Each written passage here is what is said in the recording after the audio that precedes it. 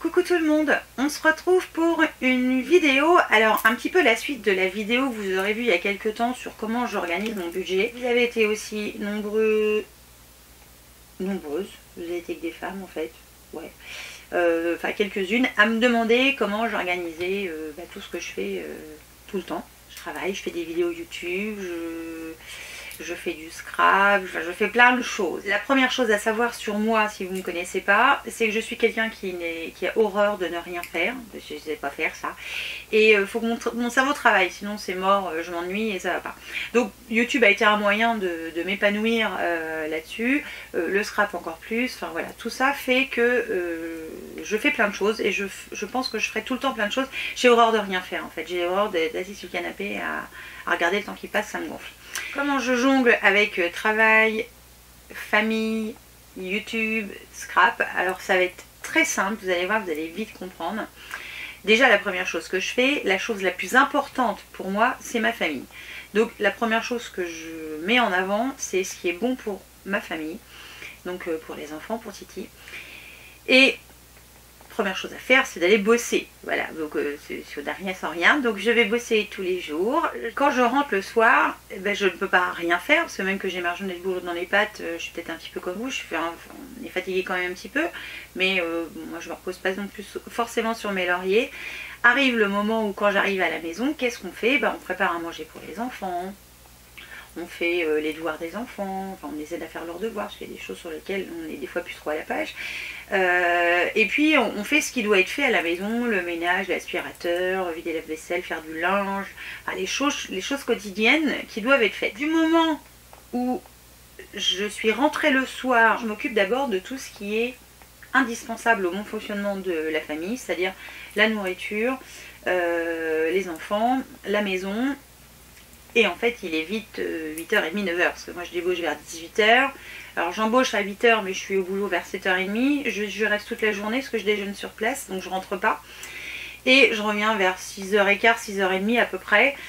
Donc à 6h15, 6h30, il est l'heure juste de temps de faire à manger, en fait. Faire à manger, faire les devoirs, faire du linge, regarder le courrier, payer des factures quand il faut les payer, quand il y en a en plus, quand il y a des extras. Et puis voilà, et puis ça se passe comme ça. Ensuite, donc il est 8h, 8h30. Je dois vous avouer qu'à cette heure-là, je suis pas forcément la plus en forme. Le fait que je sois malade me fatigue un petit peu aussi, mais voilà, j'ai ma journée de boulot dans les pattes. Et il y a un moment où quand j'ai fait tout ce qui doit être fait au niveau travail et au niveau famille, je relâche. Donc je suis pas forcément efficace le soir.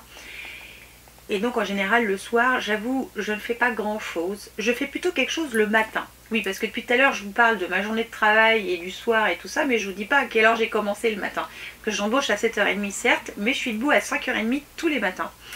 Parce que de 5h30 à 7h, 7h15 au moment où je vais partir, c'est du temps qu'à moi. Alors il y en a qui vont me dire, mais t'es malade de te lever à cette heure-là pour embaucher à cette heure-là. C'est ce que me dit ma soeur, c'est ce que me disait Titi à un moment, puis après elle a compris que c'était un moment que j'avais besoin. En fait, ce moment, j'en ai besoin parce que déjà tout le monde dort. Donc il n'y a pas de bruit dans la maison. C'est calme, c'est appréciable, c'est un pur bonheur. Moi, je trouve que c'est agréable. Et puis, alors, il me faut le temps pour me réveiller le matin. Il me faut une demi-heure. C'est-à-dire que je suis déjà un quart d'heure dans mon lit à attendre parce que ma tête est réveillée, mais le reste n'y est pas. Donc j'attends que ça se réveille. Et oui, slash sclérose en plaques, merci, super, ça ne s'arrange pas à ce niveau-là, mais bon, ça s'empire pas plus non plus. Pour l'instant, ça ne vaut pas plus, on va dire. 5h30, mon réveil sonne, mais en général, je suis réveillée un petit peu avant. Donc j'attends le temps qu'il faut que mon corps se réveille bien. Je me lève, je me prends un café et je m'assieds là, sur l'autre chaise qui est là-bas, sur laquelle en général je filmais mes vlogs, que je filme plus forcément parce que je n'ai pas forcément envie. Et tranquille, je regarde des vidéos, j'écris des projets que je voudrais faire, des vidéos que je voudrais faire, je passe des commandes quand j'ai envie d'en passer, enfin quand j'estime avoir besoin entre guillemets ou envie d'en passer, et que je peux les passer aussi, sans exagérer. Et voilà, ça se passe comme ça se passe le plus simplement du monde. Je vais prendre une douche, je me prépare, je fais mon injection tous les 2 jours et je file bosser. Ça, c'est pour les 5 jours de la semaine quand je travaille pas le samedi et le dimanche. Le samedi et le dimanche, c'est différent, mais pas plus que ça. C'est-à-dire que le samedi, je suis debout, alors pas à 5h30, hein, j'avoue, je me lève vers 6h30, une petite heure de décalage. C'est pareil, je prends le temps le matin, donc comme tout le monde pionce, c'est impeccable. Je prends le temps le matin, je me prépare quand même, je m'habille, je me lave, enfin je me lave d'abord, je m'habille après, c'est mieux parce que je ne peux pas me laver avec mes vêtements. La matinée commence, donc en général le samedi matin c'est le moment des courses, donc on va faire les courses. On revient, il est proche du fin de matinée, donc on prépare à manger pour le midi. Hors vacances, les enfants ont des activités scolaires, donc on fait les activités scolaires, souvent c'est le samedi après-midi. Et puis ma foi, la journée du samedi elle est vite bâclée, hein, parce qu'arrive le samedi en fin de journée, on a récupéré les enfants de leurs activités, qu'est-ce qui se passe? Eh ben on refait à manger, et voilà. Et après, alors je suis un peu moins fatiguée le samedi que le dimanche, mais en général je ne filme pas le samedi. Voilà, parce que y a tout ça à faire, donc il y a un entretien un peu plus approfondi de la maison qu'on n'a pas forcément le temps de faire la semaine. Et le samedi en général, j'ai pas le temps entre guillemets de voir le jour. Ça se passe comme ça. C'est vraiment le dimanche où je fais beaucoup plus de choses pour moi à titre personnel. C'est-à-dire le dimanche matin, comme d'hab, le samedi, je me lève vers 6h30. Je prends le temps de me lever, douche, habillage. Et là, j'essaie de bosser un peu plus pour la maison, c'est-à-dire qu'on prépare en général plusieurs repas pour le début de semaine. Comme ça, on est tranquille le soir, ça nous évite de courir certains soirs et c'est un petit peu plus pratique. Donc le dimanche matin, en général, je fais ça. Je fais les repas, beaucoup. Je fais beaucoup de repas, Je fais, on va dire, les repas jusqu'au mercredi à peu près. Et puis dès le lundi soir, je fais le repas du jeudi, voilà, pour avoir un peu de temps si jamais ce que je fais à manger est un peu plus long à préparer. Une fois que j'ai fait ça, on mange le midi, il n'y a pas de souci. Et là, le dimanche après-midi, c'est entre guillemets quartier libre pour tout le monde. C'est-à-dire que normalement, les devoirs sont faits, tout est fait dans la maison, le linge est lavé, la maison est propre, enfin tout est nickel. Et arrive le moment où, justement, j'ai du temps que pour moi. Et c'est là que je vais vous filmer des vidéos. Que ce soit des vidéos comme là je suis en train de vous filmer, ou des vidéos pour le scrap. Ça peut être, voilà, peu importe ce que je vais faire, c'est vraiment le dimanche après-midi que je vais prendre du temps à faire pour moi. On va dire c'est notre demi-journée quartier libre qu'on a décidé de mettre en place comme ça. Alors des fois ça change, des fois ça peut être le dimanche matin ou le dimanche après-midi, ça dépend.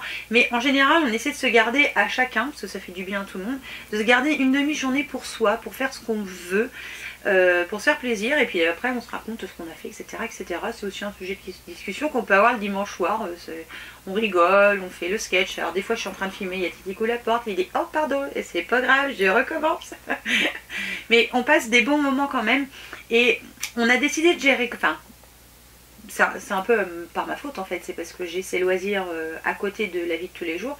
On a décidé de faire comme ça. Pour l'instant ça se passe bien, c'est un bon compromis. Ça permet à tout le monde en fait, parce que même aux enfants qui sont quand même assez grands, d'avoir leur moment où ils font entre guillemets ce qu'ils veulent. C'est-à-dire à ce moment-là, ils n'ont pas leurs devoirs, ils n'ont pas d'école. Enfin, tout ça c'est hors...